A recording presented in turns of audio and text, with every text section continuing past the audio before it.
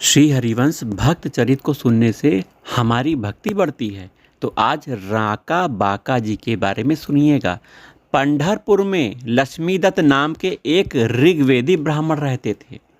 ये संतों की बहुत बड़े प्रेम से सेवा किया करते थे। एक बार इनके यहाँ साक्षात नारायण संत रूप में पधारे और आशीर्वाद दे दिया कि तुम्हारे यहाँ एक परम विरक्त भगवत भक्त पुत्र पैदा होगा। इनके अनुसार मार्ग से शुक्ल द्वितीया गुरुवार संवत 1347 को धन लग्न में इनकी पत्नी रूपा देवी ने पुत्र प्राप्त कर लिया। यही इनके पुत्र महाभागवत राका जी हुए। पंढरपुर में ही बैसाख कृष्ण सप्तमी बुधवार 1351 को कर्क लग्न में हरिदेव ब्राह्मण के घर में एक कन्या ने जन्म लिया। इसी कन्या का विवाह समय आने पर राका जी से हो गया। राका जी की इन्हीं पतिव्रता भक्तिमती पत्नी का नाम उनके प्रखर वैराग्य के कारण बाका हुआ। राका जी का भी राका नाम उनकी अत्यंत कंगाली रंकता के कारण ही पड़ गया था। आगे सुनिए। राका जी रंक तो थे ही, फिर जगत की दृष्टि उनकी ओर क्यों जाती।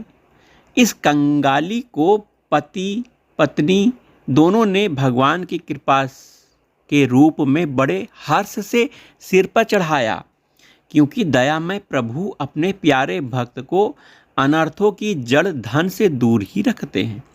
दोनों जंगल में चुनकर रोज सूखी लकड़ी लेकर आते, उन्हें बेचकर जो कुछ मिलता उसी से भगवान की पूजा करके प्रभु के प्रसाद से जीवन निर्वाह करते थे।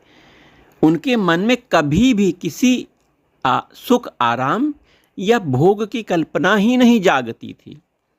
श्री राका जी का जैसा भगवान का भक्त इस प्रकार दरिद्रता के कष्ट भोगे, यह देखकर नामदेव जी को बड़ा विचार होता था। राका जी किसी का दिया हुआ कुछ लेते भी नहीं थे। नामदेव जी ने श्री पांडुरंग से प्रार्थना की राका जी की दरिद्रता दूर करने के लिए। भगवान ने कहा, नामदेव, राका तो मेरा हृदय है। वह तनिक भी इच्छा करे तो मैं उसे क्या धन का अभाव कर रह सकता है उसका, मैं उसका पूरा कर दूंगा। परंतु धन के दोषों को जानकर वह उससे दूर ही रहना चाहता है।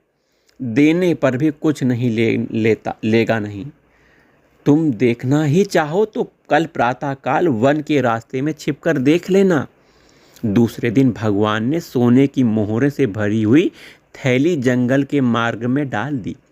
कुछ मोहरें बाहर बिखेर दी और छिप गए अपने भक्त का चरित्र देखने। राका जी नित्य की भांति भगवान का नाम कीर्तन करते हुए चले आ रहे थे। उनकी पत्नी कुछ पीछे थी। मार्ग में मोहरों की थैली देखकर पहले तो आगे जाने लगे, फिर कुछ सोचकर वहीं ठहर गए। हाथों में धूल लेकर थैली मोहरों को ढकने लगे। इतने में उनकी पत्नी समीप आ गई। उन्होंने पूछा, आप यहाँ क्या ढक रहे हैं। राका जी ने उत्तर पूछने पर बोले, यहाँ सोने की मोहरे से भरी हुई थैली पड़ी है।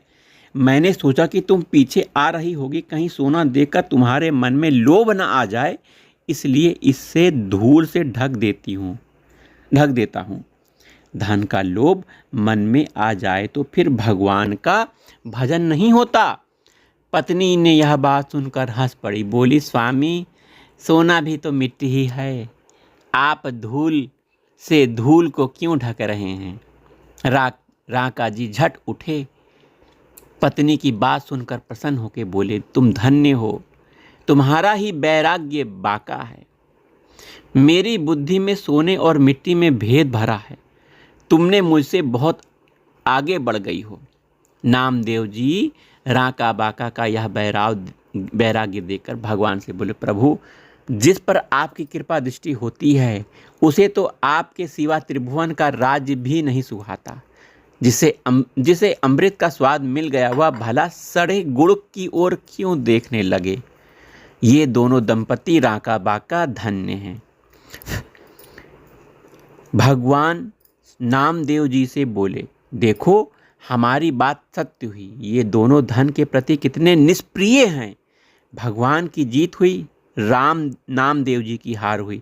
फिर भगवान ने एक और बात कही, यदि तुम्हारे मन में विशेष परिताप है कि राका बाका जी की सहायता करनी चाहिए तो चलो इनके लिए लकड़ी बटोरें। भगवान ने उस दिन राका बाका के लिए जंगल की सूखी लकड़ियां गट्ठे बांध बांध कर एकत्र कर दी। दंपति ने देखा वन में तो कहीं आज लकड़ियां ही नहीं दिखती। गट्ठे बांध कर रखी लकड़ियां उन्होंने किसी दूसरे की समझी। दूसरे की वस्तु की ओर आंख उठाना तो पाप है। दोनों खाली हाथ लौट आए। राका जी ने कहा, देखो सोने को देखने का फल यही है कि आज उपवास करना पड़ेगा। उसे छू लेते तो कितना कष्ट मिलता। अपने भक्त की यह निष्ठा देकर भगवान प्रकट हो गए। दंपति उन सर्वेश्वर के दर्शन करके उनके चरणों में गिर पड़े। श्री राका बाका जी श्री ठाकुर जी को घर लिवा लाए। भगवान के संग नामदेव जी को देखकर राका बाका झुंझला कर कहे, अरे मूड़ फोड़ा, प्रभु को इस प्रकार वन वन भटकाया जाता है। भगवान ने राका जी से कुछ मांगने का अनुरोध किया। तब वे हाथ जोड़कर प्रार्थना करने लगे, मुझे आपकी कृपा के सिवा कुछ नहीं चाहिए। तब नामदेव जी ने हाथ जोड़कर इनसे कहा, अच्छा और कुछ ना हो तो प्रभु का रुख रखते हुए प्रभु का एक प्रसादी वस्त्र ही धारण कर लीजिए।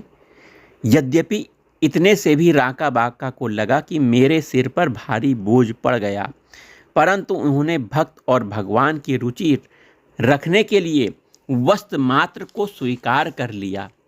101 वर्ष इस पृथ्वी पर रहकर राका जी बैसाख शुक्ल पूर्णिमा संवत 1452 को अपनी पत्नी बांका जी के साथ परम धाम चले गए। राधा वल्लभ श्री हरिवंश।